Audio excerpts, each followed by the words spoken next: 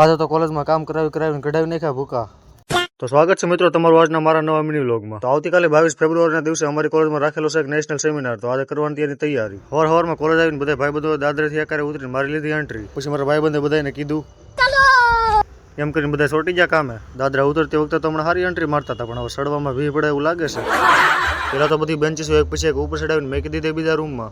એ કામ પૂરું કરીને નીચે આવ્યા હતા. અમારો મિત્ર દેવ રંગોળી દોરતો અને આ બાજુ મંડપનું કામ ચાલુ હતું. પછી અમારા સરે મંગાવ્યા ખોખું ભરીને સમોસા. પછી હું ને બધા મારા મિત્રો બેસી ગયા સમોસા ખાવા, અને અમારો અક્ષય તો બે હાથે સમોસા ખાતો હતો.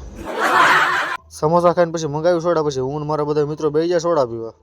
ખાવા પીવાનો કાર્યક્રમ પૂરો કરીને હવે કરવાનો તો હોલનું સ્ટેજનું ડેકોરેશન. એટલે બધા ભાઈબંધ સોફા ઉપાડીને હોલની અંદર લાવતા હતા. બીજા બધા ભાઈબંધ તો 2 જણા વચ્ચે એક સોફો લાવતા હતા, પણ મારો ભાઈબંધ જય જો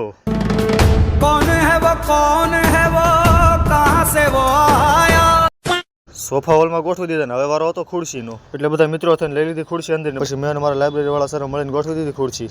તો ફાઇનલી મિત્રો અમારો હોલ થઈ ગયો તો તૈયાર. તો કરો ચેક.